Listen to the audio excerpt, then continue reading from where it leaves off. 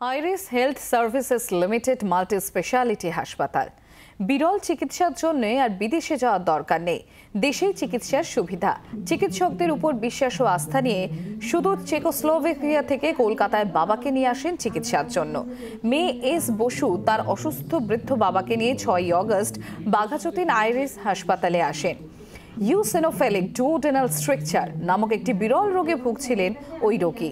চিকিৎসক Shuddha Satya Sen, head of GIHPB colorectal centre of এক্সেলেন্সের অধীনে ভর্তি হন এই রোগী। একটি সফল অস্ত্রোপচার করা হয়, যার ফলে তিনি এখন সুস্থ।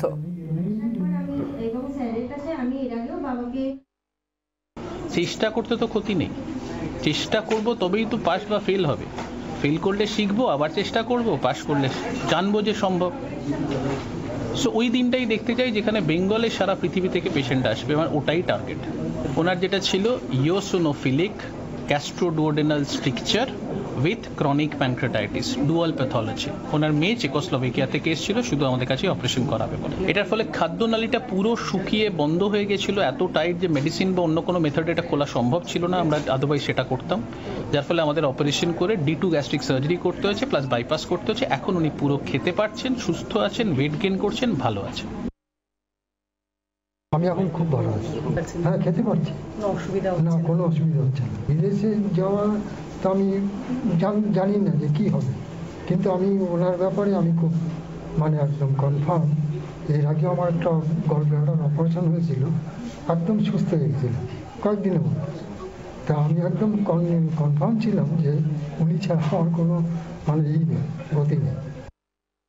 সবটাই ফুলফিল হয়েছে, আর স্যারের ওপর আমার ভরসা ছিলই। আর অবশ্যই হসপিটালের কথা বলা খুবই দরকার, যেখানে বাবা খুব ভালো পরিষেবা পেয়েছেন এবং এখানে প্রত্যেক স্যার এবং পুরো টিম আমাদের একদম ভালোভাবে সাহায্য করেছে যাতে বাবা তাড়াতাড়ি সুস্থ হয়ে উঠতে পারে। স্যার যে কাজগুলো করেন সেগুলো তো আমি সবসময় ফলো করি।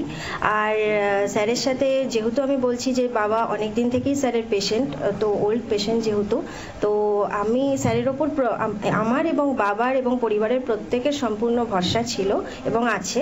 তো সেই জন্যই আমি ডিসিশন নিই যে এখান থেকে আমি আর এই অসুস্থ মানুষকে নিয়ে কোথাও যাব না, যেখানে আমাদের এই শহরে এত ভালো ডাক্তার আছেন, এত ভালো হসপিটাল আছে। তো আমি ডিসাইড করি যে স্যারের কাছেই করব। বাংলার আওয়াজ, বাঙালির আবেগ, জি 24 ঘন্টা।